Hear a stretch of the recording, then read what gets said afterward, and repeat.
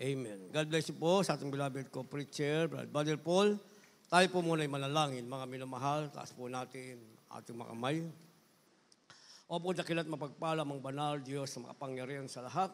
Aming pinakamamahal na Panginoong Jesus, Diyos na banal, sa pagkagalit, sa kanan, sa kahabagan, sa pangunang panalangin po ng aming ginagalma, Pastor End Time Prophet, beloved of all Evangelist, the End Time Prophet, maraming salamat sa paglagis mo sa bawat bahagi na iyong balagawain at tapos na sigihit sa pagkilos ng mainam sa aming kalagitnaan, sa iyong Santong Espiritu nagbigay galak sa mga puso at bagong lahat. Kami po ay nagpakumbaba, lalo ang mga lingkod sa aming nagawang pagkukulang, pagkakamali, pagkasala, kabaga mo kami patawarin.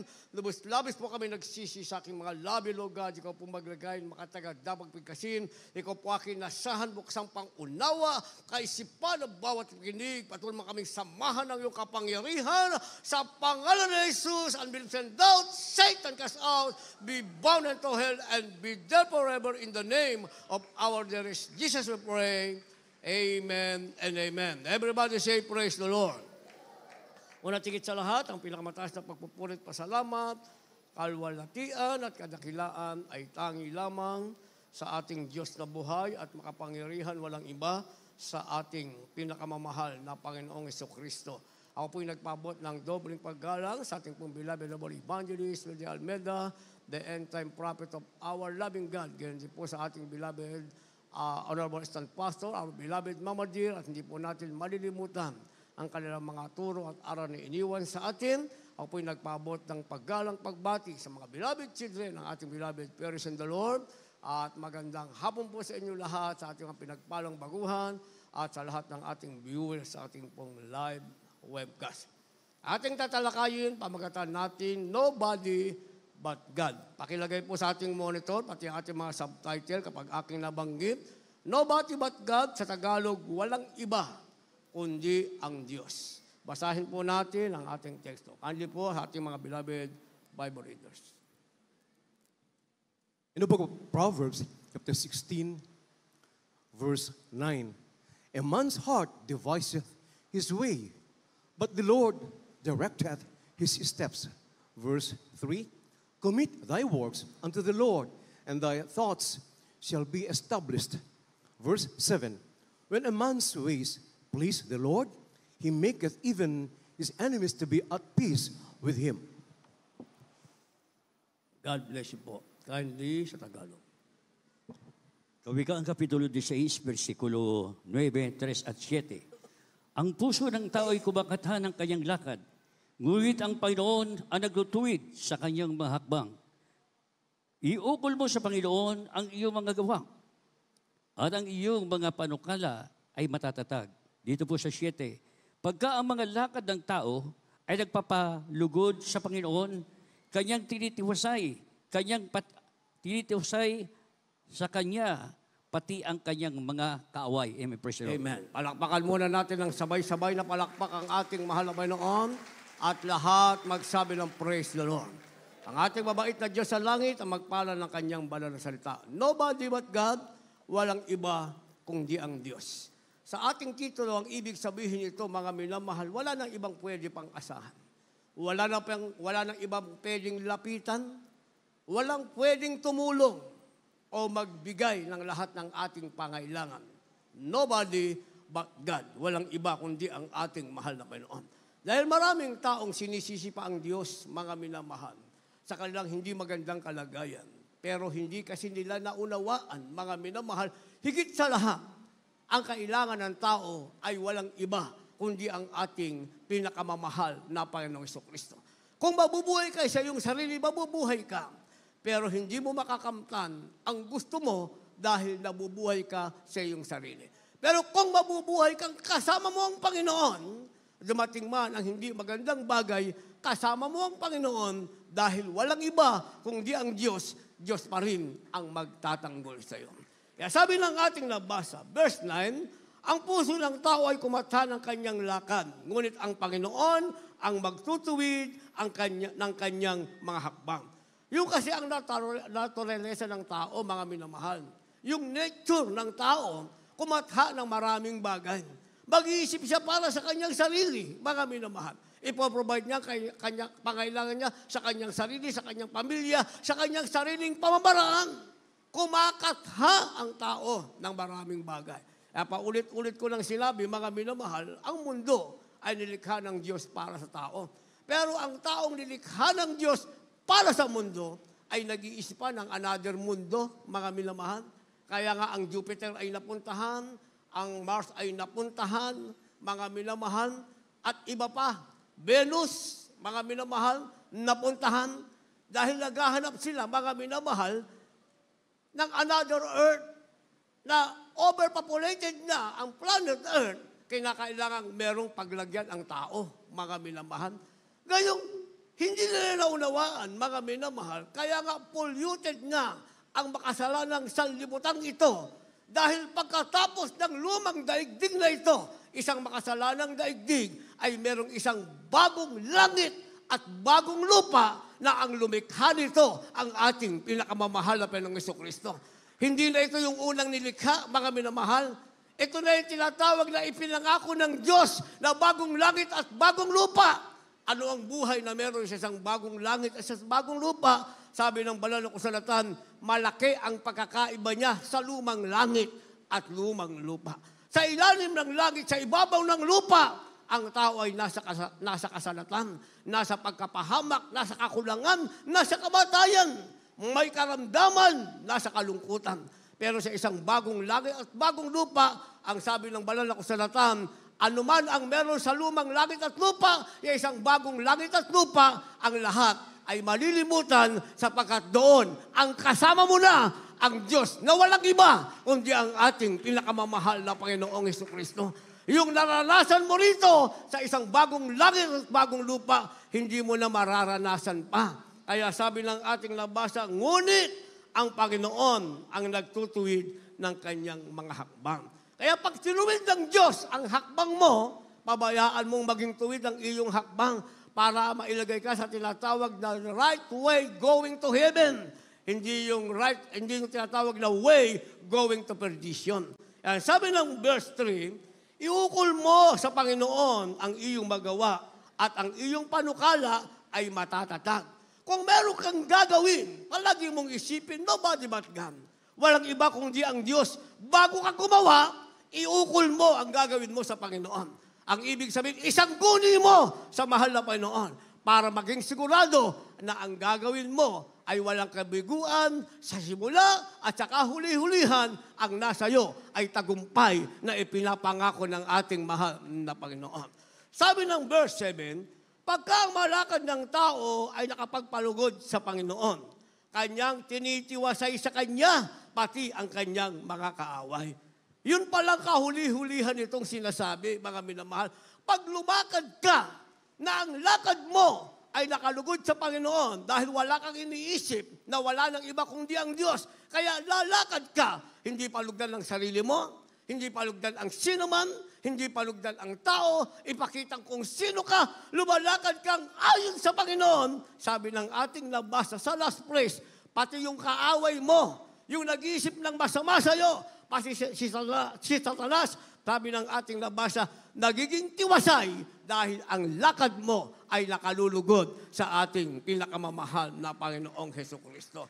Kaya merong sinasabi, mga minamahal, kailanman, lagi nating isipin, nobody but God. Walang iba kundi ang Diyos. Siya ang ating kailangan at kailanman ay hindi tayo pinabayaan ng Diyos na siya nating kailangan. Sinasabing, never overlook by God. Ibig sabihin, hindi kailanman pinabayaan ng Diyos. Never overlook by God. Kailanman, hindi tayo pinabayaan ng ating pinakamamahal kay Jesucristo. Kung napahamak ang ating sarili, tayo ang nagpabaya, mga minamahal. Ang Diyos ay hindi nagkulang, tayo ang nagkulang. Dahil ang sabi ng banal na kasulatan, kailanman ang Diyos ay hindi nagpabaya sa atin. Kindly.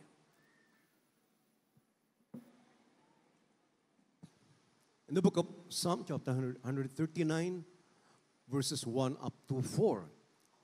O Lord, Thou hast searched me and known me. Thou knowest my down sitting and mine uprising. Thou understandest my thought afar off. Thou compassest my path and my lying down, and art acquainted with all my ways. For there is not a word in my tongue, but lo, O Lord, thou knowest it altogether.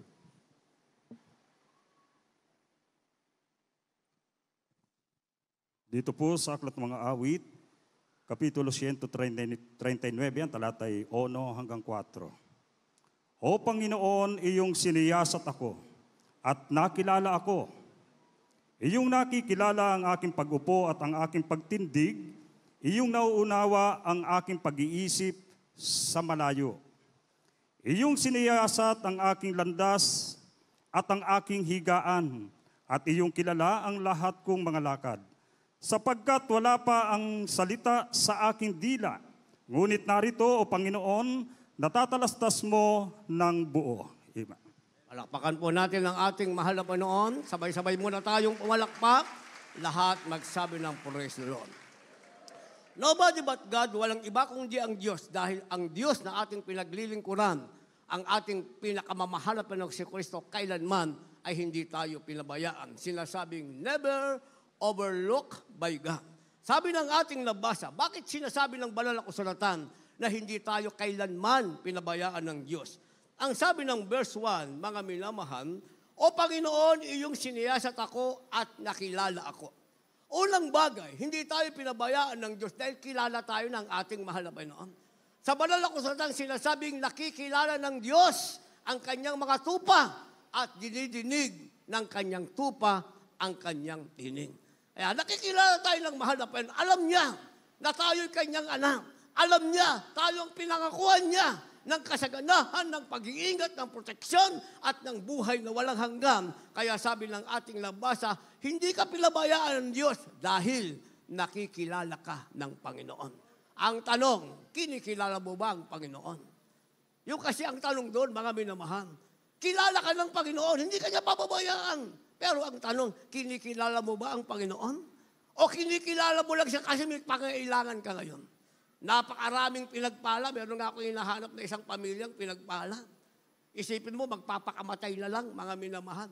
Papatayin yung kanyang mga anak, ay yung kanyang asawa, at magpapakamatay, nakadating sa gawain, pinagpala.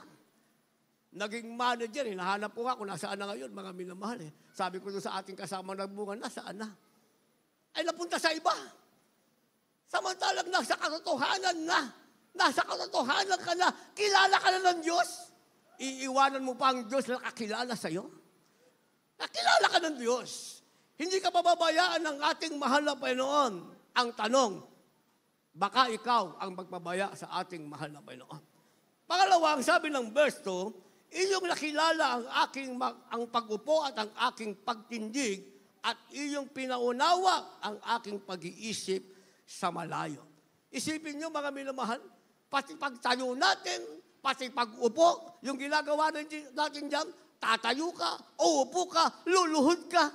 Alam ng ating mahal na Panginoon. Alam niyang luluhod ka para damahin mo ang kanyang matamis at nabanal na presensya. Alam niyang tatayo ka para lumutang ka sa kagalakan na at purihin na ng iyong labi ang ating mahal na Panginoon. Alam niya ang ating mahal na Panginoon. Kaya mula pa lang sa ating mata, halal na kapag tayo'y pagod, minsan walang tulog, bibigyan niya tayo ng kalakasan na para galing ka sa kanyang banal na iglesia dahil alam niya ikaw ay upo, ikaw ay lulod, ikaw ay tatayo. Lahat ng gagawin mo ay para sa kanya, kaya hindi ka pababayaan ng ating mahal na Panginoon. Minsan nga ang sama na ng ating pakiramdam. Sinasabi ng kaaway, matulog ka na lang, mag-webcast ka na lang. Pero ang ating Diyos hindi nagpapabaya, ibabangon ka ng ating mahal na Panginoon. Makikita mo lang yung sarili, nagdadrive ka na, pumapasok ka na dyan, nandito ka na, nakaluhod ka na, nakaupo ka na, nakatayo ka na, nadama mo na ang matamis na presensya ng ating mahal na Panginoon. Dahil kailanman ay hindi tayo pinabayaan ng Diyos dahil walang iba kundi ang Diyos ang ating kailangan. Sabi ng verse 3, iyong siniyasat ang aking landas at ang aking higaan at iyong kinilala ang lahat kong mga lakad. Pati yung ating higaan, mga minamahal, pati yung ating landas, alam ng ating mahal na Panginoon. Alam niya, kailangan mong magpahinga sa gabi, mga minamahal. Kaya pati pala ating higaan, inihanda ng Diyos. Dahil kailanman, hindi tayo pinabayaan ng Diyos. Pati ang ating landas, ihanda ng mahal na Panginoon, maliban na lamang na ikaw ang ayaw lumakad sa landas na hinanda ng Diyos para sa iyo. Maliban na lamang ikaw ang ayaw humiga sa higaang hinihanda ng Diyos para sa iyo. Dahil sana sa gabing yan, pinagpapahinga ka ng ating mahal na Panginoon. Mangangarap ka, mananaginip ka, ang mapapanaganipan mo ang Diyos na nasa langit at ipakikita niya sa iyo ang kagandahang loob ng ating mahal na Panginoon. Kagaya ng ating mahal na kapatid kanina. Isipin yun na naginip lang yung nanay niya. Ano na panaginipan? Pumunta sa langit. Ano ang nakita? Ang ating beloved, Honorable Assistant Pastor, ang ating beloved Mama Lynn. Paano kayo kung hindi mo ginamit ang higang inanda ng Diyos para sa iyo? Yung gabi na yan, lumabas ka lang lumabas. Sabi ng Bisaya, nagpasuloy-suloy ka. Diri. O saan ka pumunta? Kinabukasan, pagod na pagod ka, antok na antok, kahit isang kanta, hindi ka nakapagpuri sa mahal na Panginoon. Kaya sa susunod na araw, ang landas mo, wala na sa landas na ihinanda ng ating mahal na Panginoon.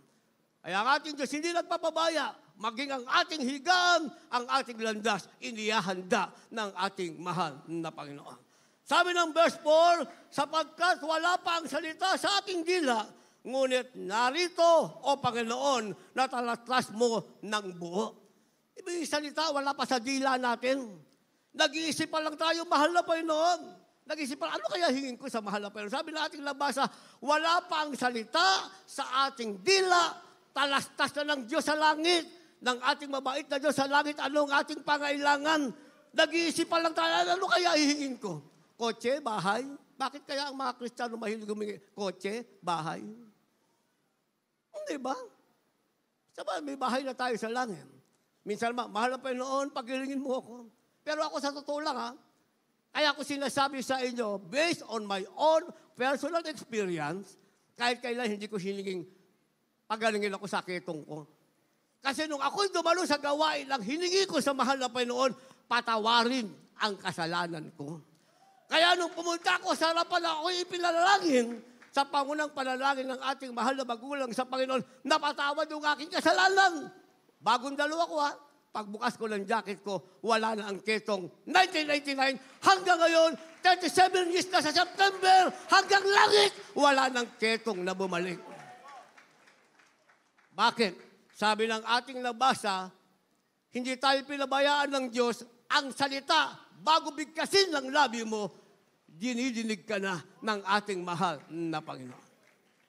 Kaya naman, mga minamahal, hindi tayo pinabayaan ng Diyos. Dahil meron tayong tinatawag na panahon at kapalaran, sinasabing time and chance. Time and chance, panahon at kapalaran, ibinibigay yan sa ating ng mahal na Panginoon. Huwag kang magmadali, mga minamahal. Huwag kang magmadali. Huwag mong iiwanan ng ating mahal na Panginoon. Hintayin mo ang panahon para sa iyo. Hintayin mo ang kapalaran para sa iyo. Ang Diyos ang magbibigay niyan sa iyo. Kali.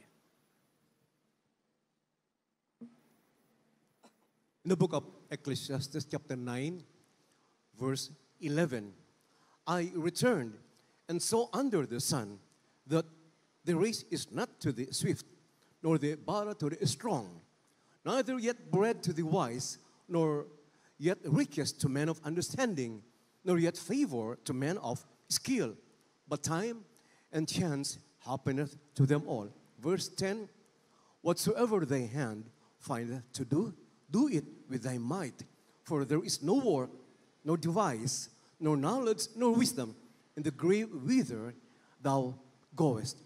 The book of the prophet Ezra, chapter 10, verse 4, arise, for this matter belongeth unto thee. We also will be with thee. Be of good courage and do it. God bless you po. Kaya sa Tagalog. Dito po sa Ecclesiastes Kapitulo 9, versikulo 11, balik sa Gis. Ako'y bumalik na nakita ko sa ilalim ng araw na nagpag-uunahan ay hindi sa mga matulin, ni ang pagbabaka, man ay sa mga malakas, ni sa mga pantas man ang tinapay, ni ang mga kayamanan man ay sa mga taong nag-uunawa, ni ang kalugman ay sa taong matalino, kundi ang panahon at kapatawaran ay mangyayari sa kanilang lakad. Dito po sa Gis. Ano mang masumpungan ang gawin ng iyong kamay, gawin mo ang iyong kapangyarihan, sapagkat walang gawa, ni kataman, ni kaalaman man, ni karunungan man, sa siyol ng iyong pinaruunan. Dito po naman sa Esra, Kapitulo 10, versikulo 4. Bumangon ka, sapagkat bagay na ukol sa iyo, at kami ay sumasa iyo, magpakatapang kang mabuti, at iyong gawin. Amen. Palakpakan natin ang ating mahal na Panginoon. Lahat magsabi ng praise the Lord. Time and chance, sinasabing panahon at kapalaran. Sabi ng ating labas sa mga minamahal, kung ang ibon sa himpapawid, may panahon at kapalaran, siya ay nahuhuli ng bitang. Ang isda sa dagat, may panahon at kapalaran, nahuhuli siya ng lambat. Gayon din daw ang tao, nahuhuli sa panahong hindi kapanahunan. Kaya sabi ng ating labasa, mga minamahal, sa Siyol na iyong pupuntahan ay wala ka nang magagawa. Ang ibig sabihin, merong panahon at kapalaran. Kung nasa iyo ang panahon at kapalaran, gumawa ngayon para sa mahal na Panginoon, gawin mo na.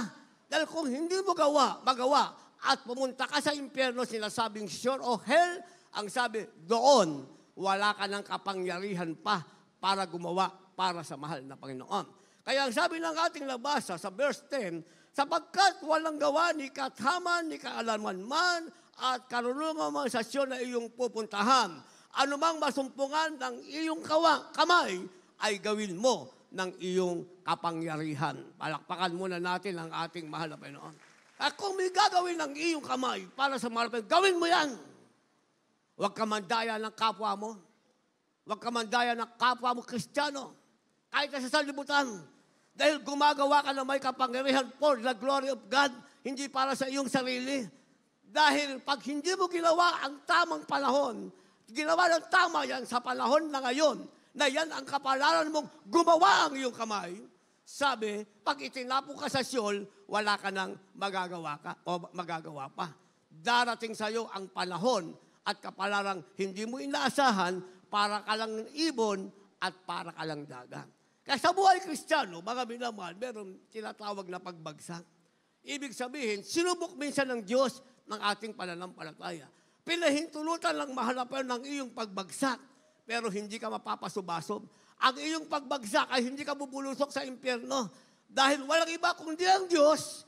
Ang sabi, hindi ka mababayaan ng Diyos ang mapagpalang kamay ng mahal na Panginoon. Siya pa rin ang aalalay sa iyong pagbagsak. Kaya ang sabi ng Ezra, chapter 10, verse 4, bumangon ka. Huwag mong babayaan sa pagbagsak mo ay maglukbok ka, sakyan ka ng kaaway ng Diyos at hilahin ka sa lugar na ayaw mo kahit sa panaginip lang. Sabi ng ating labasa, bumangon ka sapagkat may ukol sa'yo at kami ay sumasa iyo, magpakatapang kang mabuti at iyong gawin. Bumangon ka. Isipin mo may bagay na nauukol sa iyo. Kung ito ang oras, panahon, may kapalarang naghihintay sa iyo. Ang sabi, pagbangon mo, magpakatapang ka, gawin mo ito. Ano ang gagawin mo? Ang kalooban ng ating mahal na Panginoon. Para ang mapa sa iyo ay isang magandang kapalaran. Kagaya ng ating mga bisita ngayon, bakit ba kayo nandito ngayon? This is the time and chance, mga minamahal. Ibinigay sa inyo ng mahal na Panginoon ang panahon at kapalarang makilala nyo ang tunay na Diyos na dapat paglingkuran at ang tamang iglesia, tamang mga Kristiyanong makasama nyo sa paglilingkod sa ating mahal na Panginoon para kayo magmana ng buhay na walang hanggan. Sa ating mga datihan, bakit ba tayo narito? Magbibilang lang ba tayo ng 10 taon o pagpalain at iiwanan natin ng Diyos, mga minamahal? Ito'y panahon at kapalaran ibinigay ng Diyos para sa atin. Hindi ka lang pinasasagana sa lupa, hindi ka lang pinasasaya, hindi ka lang pinalulusog. Gusto pa ng mahal na Panginoon, manahin mo ang buhay na walang hanggang ipinangako niya, walang iba kundi para sa iyo. Yan ang sinasabing time and chance, mga minamahal. At mapapasa atin ang tamang panahon at kapalaran, ang sabi, kung ipagtatrabaho natin ang ating sariling kaligtasan. Sinasabing, work out your own salvation. Kindly. In the book of Philippians, chapter 2, verse 12, wherefore, my beloved, as you have always obeyed, not as in my presence only, but now much more in my absence, work out your own salvation with fear and trembling. Verse 15, that you may be blameless and harmless, the sons of God, without rebuke in the midst of a crooked and perverse nation, among whom you shine as lights in the world.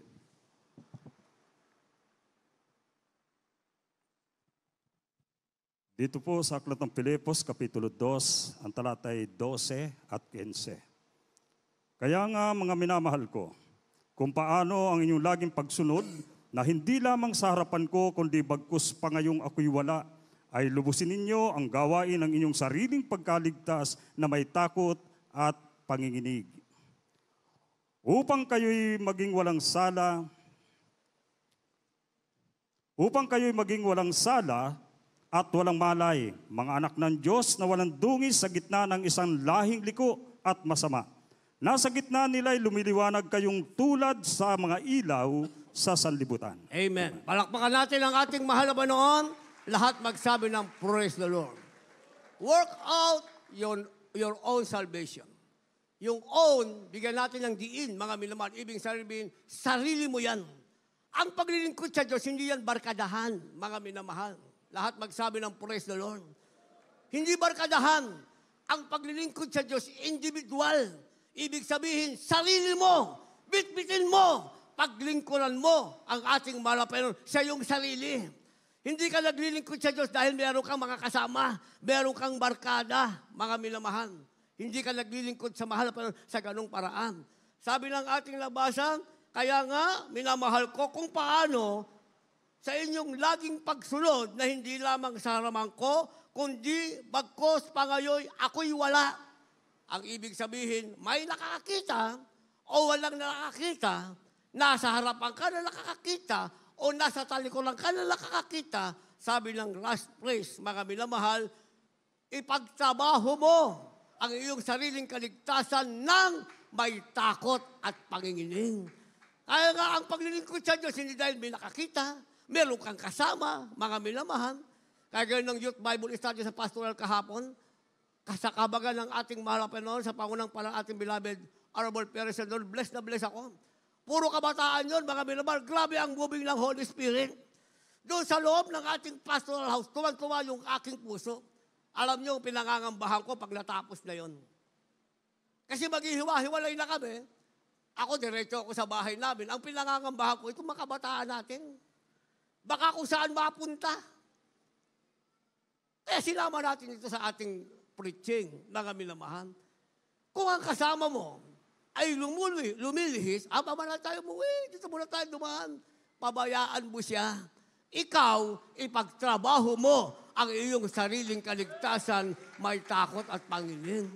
Kung ang kasama mong sinasabing, ito ang gawin natin, pabayaan mo siya. Ikaw, sa sarili mo, ipagtrabaho mo ay yung kaligtasan, may takot at panginig. Kasi gagawin mo yan nang hindi mo kailangan ng kasama. Sabi ng ating nabasa, gawin mo yan sa iyong sarili, may nakakakita o walang nakakakita. Bakit kailangan gawin mo? Sabi ng verse 15, upang kayo'y maging walang sala at walang malay, mga anak ng Diyos na walang dungis, sa gitna ng isang liko at masama, sa gitna nila'y lumiwanag kayong tulad na mga ilaw sa sanlibutan. Palakpakan muna natin ang ating mahal na Panginoon. Yung pala ang purpose, para lumiwanag kang parang ilaw sa sanlibutan. Hindi yung pagkatapos sumapuspos ng Holy Spirit, nakipagbarkada ka na, iba yun yung ginagawa nyo. Hindi ba? Kaya nga tayo pinispos ng Holy Spirit para maging matatag, maging shield, overcomer sa sinasabing salugi ng masama. Hindi ka pinuspos kayo. Puspos naman tayo ng Holy Spirit, malinis na tayo. Balik tayo dito tayo. Hindi ganon ang sinasabing, work out your own salvation. Huwag kang sumama sa kanila, sa sarili mo. Ipagtrabaho mo ang iyong kaligtasan ng may takot at panginginig. Pag nagawa natin yan, walang iba kundi ang Diyos. Siya ang nasa atin. At ang Diyos na yan, kailanman hindi tayo pababayaan at merong tayong tinatawag na time and chance, panahon at kapalaran, Diyos ang gagawa nito. Isang magandang panahon at kapalaran para sa atin. And finally, nasa atin ang sinasabing God's timing. God's timing ang ibig sabihin niyan, tiyempo ng Diyos o panahon ng Diyos na ibibigay para sa iyo. Diyos ang magbibigay niyan. Last verse, kindly po, maghanda ating manugtog, mga magpawi. In the book of Psalm chapter 27, verse 4, one thing have I desired of the Lord, that will I seek after, that I may dwell in the house of the Lord all the days of my life, to behold the beauty of the Lord and to inquire in His temple.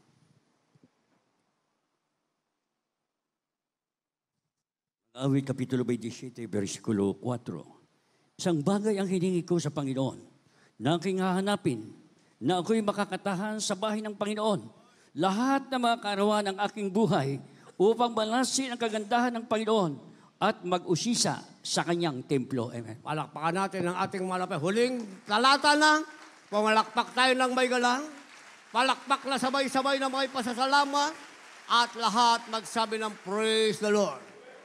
God's timing o tiyempo ng Diyos, mga minamahal. Ano sinasabing God's timing? Ang sabi ng verse praise, mga minamahal, isang bagay ang hiningi ko sa Panginoon na aking hahanapin, na ako'y makatahan sa bahay ng Panginoon sa lahat ng kaarawan ng aking buhay.